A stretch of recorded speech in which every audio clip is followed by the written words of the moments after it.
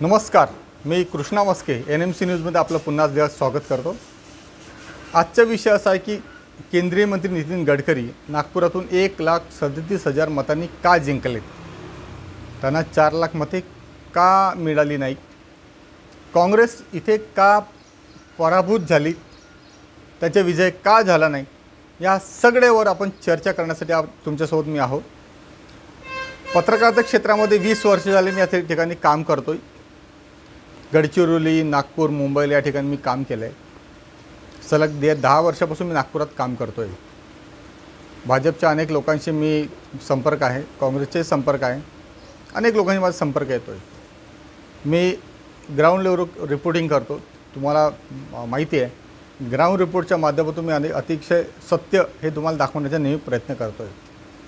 ऐन इलेक्शनच्या वेळेस मी म्हटलं होतं आणि मी बातमी पण चालवली होती की गडकरी साहेब 1 लाखाच्या वरती येणार नाही। अनेक भाजपच्या नेत्यांनी, कार्यकर्त्यांनी मला वाडीत टाकलं आणि माझ्यावर हसले की हे शक्य नाही, काहीही बोलतोय कृष्ण, तू काही बोलतोय।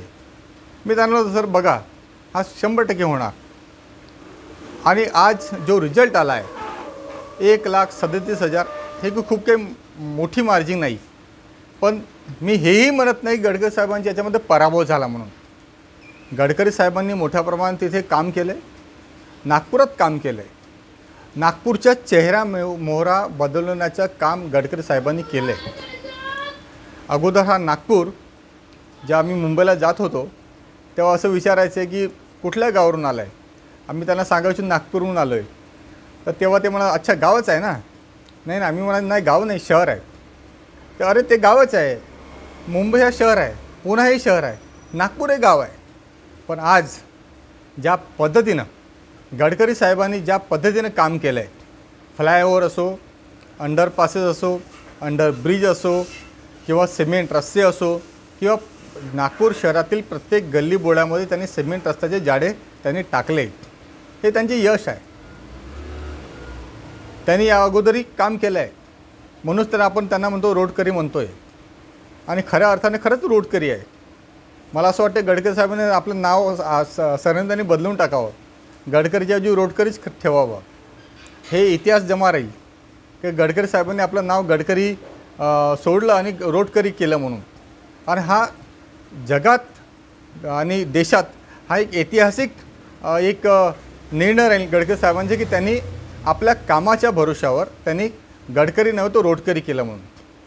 असा एकही जिल्हा नाही देशातला की त्यांनी रोड टाकले नाही, असं एकही शहर नको, असं एकही गल्ली नको, अख्खं कुठलंही मोठे शहर नको की त्यांनी एकमेकांशी कनेक्टिव्ह रोडशी जोडले नाही, रस्त्याशी जोडले नाही, म्हणून त्यांना रोडकरी आपण म्हणतो। नागपुरात मोठ्या प्रमाणात काम केलं आहे, सेंट्रल गव्हर्नमेंटचा फंड त्यांनी आणलं आहे, रस्ते विकास महामंडळाच्या माध्यमातून त्यांनी 500 कोटी रुपये हे आमदारांना दिलेत। त्यांना सांगितलं तुमच्या मताने तुम्ही काम करा, तुमच्या गल्ली बोळामध्ये तुम्हाला असं वाटत असेल या हा रस्ता जे सिमेंट रस्ता होणं आवश्यक आहे तिथे तुम्ही खर्च करा, हे त्यांनी केलं आहे। त्यांनी इंटरनॅशनल एअरपोर्टचं त्यांनी नाव टाकलं, डॉक्टर बाबासाहेब आंबेडकरांचं नाव त्यांनी दिलं आहे नागपूरच्या विमानतळाला, आणि तिथे आता मोठ्या प्रमाणात देशामध्ये त्यांचे फ्लाईट सुरू आहेत। जे 5 नागपूर रेल्वे स्टेशनवर जे 5 प्लॅटफॉर्म होते आता त्यांची संख्या 8 झाली, आणि आता पुन्हा 2चं काम सुरू आहे। जे नागपूर शहरामध्ये अनेक विकासाचे काम आहेत, आणि जे आपण बोलायला गेलं तर फार लिस्ट लांब जाईल, पण त्यांनी विकासाचे खूप मोठं काम केलं।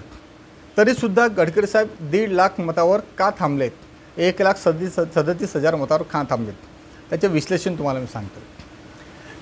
ज्या पद्धतीनं जेव्हा इलेक्शन सुरू झालं तेव्हा गडकरी साहेब सांगायचे की 4 लाख मतांनी मी जिंकणार, सगळे आश्वस्त होते की हो खरंच जिंकणार आहे। परंतु जसं जसं एक दिवस, 2 दिवस, 3 दिवस, 4था दिवस, 5वा दिवस असं जे सुरू झालं तेव्हा त्यांचं कॉन्फिडन्स लूज झालं। भाजपचे कार्यकर्तेसुद्धा बोलायला लागले की नाही साहेब 4 लाख नाही 3 लाख येणार, साहेब 2.25 येणार, 2.5 येणार। असं काय झालं, त्याचं कारण असं होतं की ज्या पद्धतीनं राजकारण बदललं, दलित समाजामध्ये संविधान बचावचा हा जो विषय गेला, एक असुरक्षिततेची भावना निर्माण झाली की भाजपची सरकार आलं तर संविधान बदलणार की काय। संपूर्ण दलित समाज हा एकवटला गेला, आंबेडकरी समाज एकवटला गेला. त्यासोबतच मुस्लिम समाज होता, त्यांनी मोठ्या प्रमाणात समोरून मतदान केलं. कोणालाही वाटलं नाही की एवढ्या ताकदीनं मुस्लिम समाज समोर येईल म्हणून. बरं, कम्पेअर जर केलं हिंदू समाजामध्ये तर हिंदू समाज निघाला नाही. हिंदू समाजामध्ये एक असं वाटलं की अरे मोदीच येणार आहे, अरे गडकरीच येणार आहे, अरे 4 लाख सांगितलं आहे, अरे 400 पार सांगितलं आहे, मग कशाला एवढं दोन तास उन्हामध्ये जायचं, कशाला हे रांगेत लागायचं. ही मानसिकता हिंदू समाजाची होती. पण मुस्लिम समाजाने हे विचार केला नाही आम्हाला हरवायचं आहे. मुस्लिम समाजाच्या लोकांना असं वाटलं की आम्हाला मोदीला हरवायचं आहे, आम्हाला भाजपला हरवायचं आहे, कुठल्याही परिस्थितीत सत्ता यायला नको, ही मानसिकता घेऊन ते रस्त्यावर उतरले आणि 5-5 तास रांगेत लागले. हे यश म्हणावं मुस्लिम समाजाच्या लोकांचं, दलित समाजाच्या लोकांचं. आज काय चित्र आहे? 4 लाख सोडा, 3 लाख सोडा, 2 लाख सोडा, अरे 1.5 लाख सोडा, 1,37,000 मतांनी फक्त गडकरी साहेब जिंकले. हे कोणाचे अपयश आहे? हे गडकरी साहेबाचे अपयश नाही, त्यांच्या कामाचे अपयश नाही, त्यांच्या प्रामाणिकतेचे अपयश नाही. त्यांनी जे भावना ठेवली, नागपूरविषयी भावना ठेवली, विदर्भाविषयी भावना ठेवली, देशाविषयी भावना ठेवली, ते अतिशय चांगली होती, प्रामाणिक होती. पण ही निवडणूक जातीवर गेली. मुस्लिम समाज, मुस्लिम धर्मामध्ये सगळे लोक धर्मावर गेलेत, बौद्ध समाजामध्ये सगळे धर्मावर गेलेत, पण हिंदू समाजामध्ये जातीवर गेलेत. आपला कुणबी विकास ठाकरे, आम्ही त्याला देणार.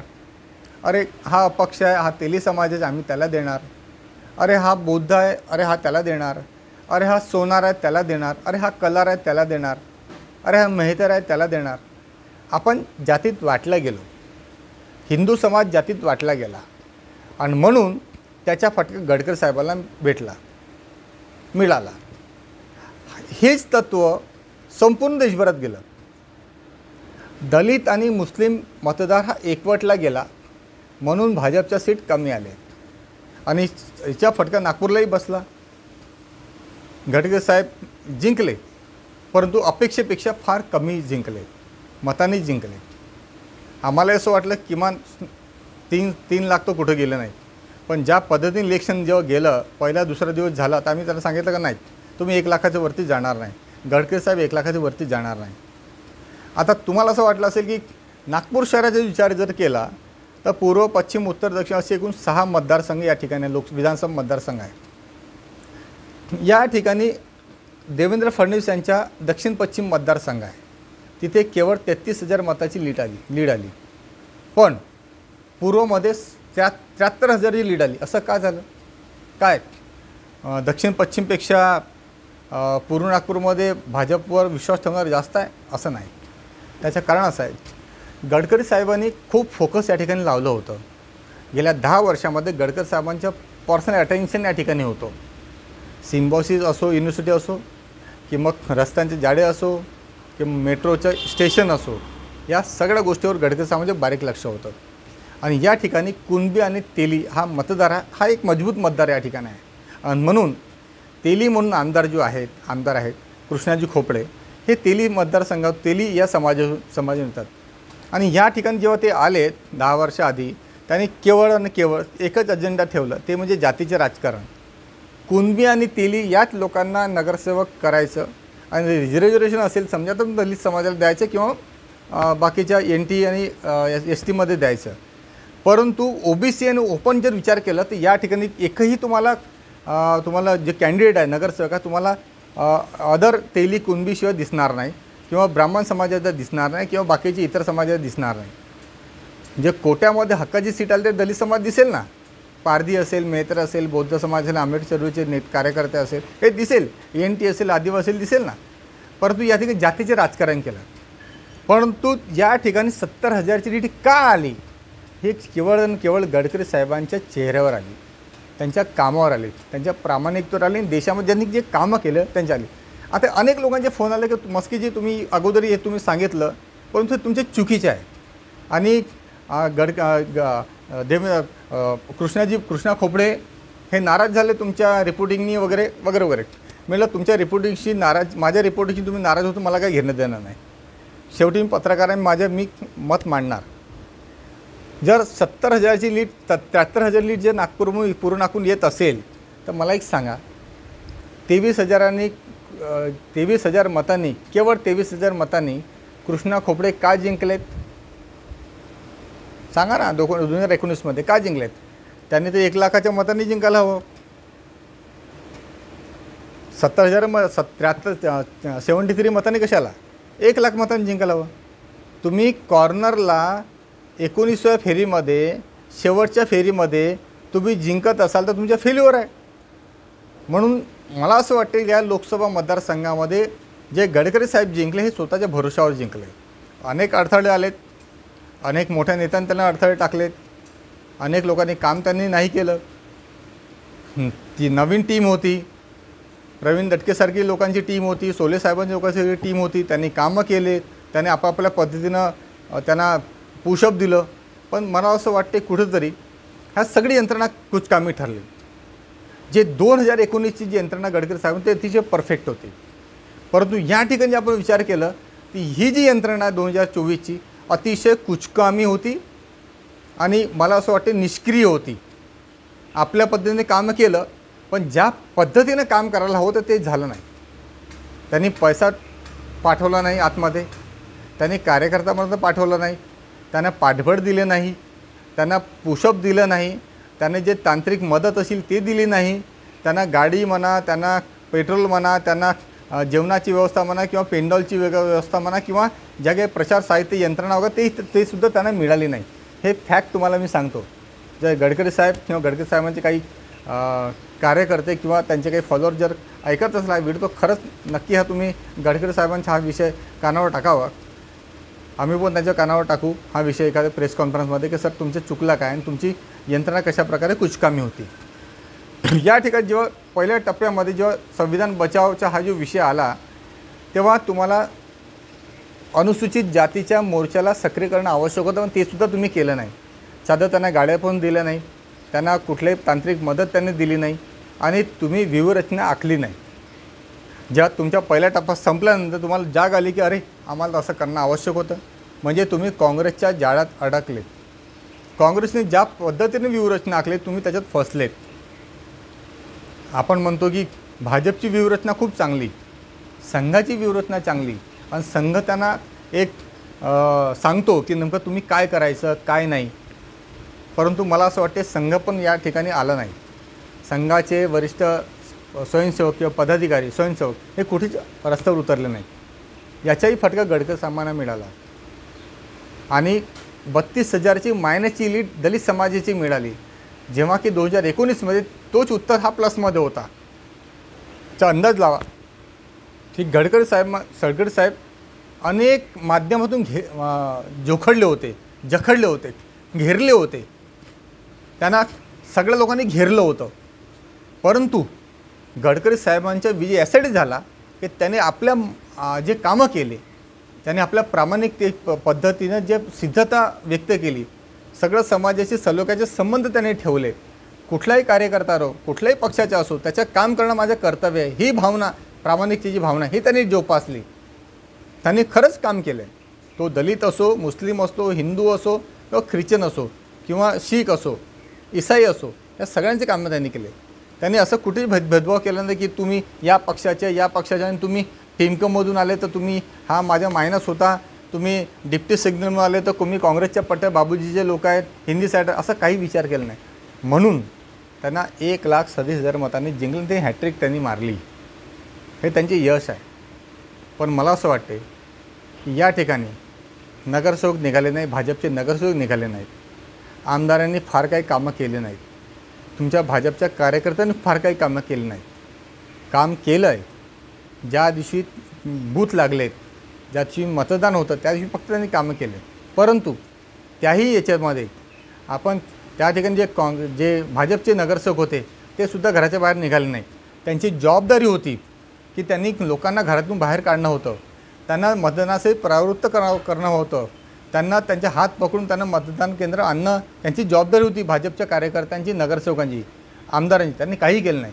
निवळ आपल्या कारमध्ये बसून AC ची हवा घेत त्यांनी फक्त फेरफटका मारला. काही ठिकाणी अनुसूचित मोर्चाचे जे कार्यकर्ते ते फक्त दिसायला लागलेत. जर हिरवीनगर तथागत बौद्धविहारामध्ये काउंटर लागला होता तिथे दिसले, काही उत्तरमध्ये दिसलेत, पूर्व दिसले आणि दक्षिणमध्ये दिसलेत. या ठिकाणच्या नंतर कुठेही अनुसूचित मोर्चाचे कार्यकर्ते दिसले नाहीत. याचाही फटका गडकरी साहेबांना बसला. एकंदरीत काय शेवट गोड झाला. गडकरी साहेब जिंकलेत. आणि मला एक विनंती आहे गडकरी साहेबांना किंवा भाजपच्या या नेत्यांना सर्वांना की आता आपण विकास केला, ब्रिज केलेत, अंडरग्राऊंड ब्रिजेस केले, पासेस केलेत, आपण मेट्रो आणलेत आणि स्मार्ट सिटी बनवलं आहे, सगळं केलं आपण. आता मला असं वाटते रोजगारावर आपण कुठेतरी आपलं लक्ष केंद्रित करणं आवश्यक आहे. रोजगार महत्त्वाचा आहे. या लोकांना रोजगार नसेल ना तर ते जगणार नाहीत. जगणार नसेल ना तर ते मतदान करणार नाहीत. हा तुम्हाला गणित सांगतो. GDP हा देशाची आहे. म्हणजे हा इलेक्शन पुन्हा एकदा सांगतो का GDP बनाम देशाची GDP बनाम परिवाराची GDP हाच झाला आहे. आपण देशाचे विचार केला आहे, पण आपण कधीतरी विचार केला आहे का की आपण त्या परिवारामध्ये गरीब परिवारामध्ये त्याला काय शिजतो, काय खातो, त्यांना काय रोजगार आहे का, त्याची GDP काय आहे, त्याच्या इन्कम ऑफ सोर्सेस काय आहे, तो त्याच्या इन्कम ऑफ सोर्स किती प्रमाणात आहे हे कधी विचार केला नाही आपण. आता मला असं वाटते की आता या 5 वर्षामध्ये गडकरी साहेबांनी या परिवाराच्या GDPवर लक्ष केंद्रित करणं आवश्यक आहे. एका प्रत्येक युवकाला रोजगार मिळणं आवश्यक आहे. आपण रोजगार देऊ शकत नसेल तर किमान त्यांना स्टार्टअप इंडिया असेल किंवा मुद्रा योजना याची अंमलबजावणी चांगली होणं आवश्यक आहे. त्याची एक प्रत तुम्ही ठेवा, एक प्रत तुम्ही गव्हर्नमेंटच्या कार्यालयाला द्या. याचा फॉलो तुम्ही घ्या. आणि ज्याला असं वाटतं मला स्टार्टअप करायचे आहे, मला नवीन काहीतरी करायचं आहे, त्याला मोटिवेशन द्या, त्याला प्रोत्साहन द्या. आपण ते न करता आपण बाकीच्या ठिकाणी लक्ष घालतो आहे. याचा फटका आपण 1,37,000 येतो आहे, उद्या 50,000वर येऊ किंवा त्या पराभव पण होऊन जाईल. पण मला असं वाटतं कुठंतरी की आता रोजगारावर मुख्यत्वे काम करणं आवश्यक आहे. महागाई थोडं कंट्रोल करणं आवश्यक आहे. गरिबांना त्याच्या 2 हक्काचं त्यांचं जेवण त्यांना पोटभर मिळणं आवश्यक आहे. त्यांच्या निवारा, अन्न, पाणी, निवारा हे 3 मूलभूत गोष्टी त्यांना आवश्यक आहे. त्याच्यात छोटे छोटे प्रॉब्लेम्स आहेत. तुम्ही महानगरपालिका 3-4 वर्षापासून बंद आहे. 8-8 दिवस गडर तुमचे चोक राहते, पण तुमचे नगरसेवक काही करत नाही. ते म्हणतात की बा आम्ही काही करू शकत, आम्ही माझी नगरसेवक आहो. याचाही फटका गडकरी साहेबांना मिळाला असं मला वाटते. त्यांना टँकर मिळत नाही. 2-2 दिवस बिचारे पाण्यापासून वंचित राहतात. एक गुंड त्यांना पाणी आणावं लागते. घरासमोर खड्डे पडलेले आहे, कोणी बुजवायला तयार नाही. स्ट्रीट लाईट बंद आहे 10 दिवसापासून, 15 दिवसापासून, 1 महिन्यापासून. कोणी त्याला नवीन लाईट त्याला टाकायला तयार नाही, सुधारायला तयार नाही. या सगळ्या गोष्टीचा फटका गडकरी साहेबांना मिळाला असं मला वाटते. कारण आपण तुम्ही GDP बघता, उच्चभ्रू लोक GDP बघते, एज्युकेटेड लोक GDP बघते, परंतु सर्वसामान्य नागरिक जो आहे, जो गरीब नागरिक आहे, हा त्याच्या देशाची GDP बघत नाही. तो आपली स्वतःची GDP बघतो की माझ्या घरामध्ये माझे 5 लोक असतील का माझ्या घरामध्ये किती पैसा येतो. मला 20,000 जो देतं तरी इनफ आहे. ॲटलिस्ट घर तर चालवायला हवं. तुम्ही इलेक्ट्रिकचे बिल वाढवले, 6 रुपयाचे 10 रुपये केले. हे शोभलं काय एवढं सांगा. आणि तुम्ही म्हणता की आम्ही पराभव कसं झाला. तुम्ही 10 रुपये केलं, आता तुम्ही सांगता की सोलर लावा. तुम्ही पेट्रोल महाग केलं. तुम्ही म्हणता इलेक्ट्रिक घ्या, इलेक्ट्रिकची गाड्या घ्या. आता इलेक्ट्रिकच्या गाड्या घ्यायच्या असेल तर 1.5-2 लाखाची गाडी होते. 5 वर्षामध्ये 70-75 हजाराच्या बॅटरी होते. हे काही कॅल्क्युलेशन नाही आहे आणि हा काही सोल्युशन पण नाही आहे. मला असं द्या ना सबसिडी, त्याला 50,000मध्ये द्या. 1.5 लाख असेल तर 1 लाखात सबसिडी द्या सोलरमध्ये. गाडी असेल तर 50,000मध्ये द्या. 1.5 लाखाची कशाला देता, 50,000मध्ये द्या. तुम्हाला फक्त बॅटरीचाच खर्च आहे ना कंपनीला. नंतर काढून घ्या. त्याला टॉपअप सांगा, दरवर्षी 10,000 रुपयाचा टॉपअप घ्या म्हणून, 5,000 टॉपअप घ्या म्हणून, तो करेल ना. पण तुम्ही त्याला 1.5 लाख रुपये एक साथ त्याला मागता, 1.5-2 लाख त्याला सोलरवर मागता. महागाई इकडे वाढलेली आहे. CBSEचे 60-60, 70-70 हजार रुपये त्याची फीस आहे. तो कसं करणार? सर्वसामान्य नाही जगणार. तुमच्याची GDP वाढत नाही आहे, त्याचे रोजगार मिळत नाही आहे, त्याच्या फटका ह्या BJPला मिळाला. मला असं वाटतं कुठेतरी आता गडकरी साहेबांनी याच्यावर विचार करणं आवश्यक आहे की आपल्या नागपूरकरांना काय हवं, आपल्या नागपूरकरांना कशा प्रकारचे जीवन जगायचं आहे, एक चांगलं जीवन जगण्यासाठी नेमकं त्यांना काय गरज आहे, ह्या सगळ्या गोष्टी त्यांना आवश्यक आहे.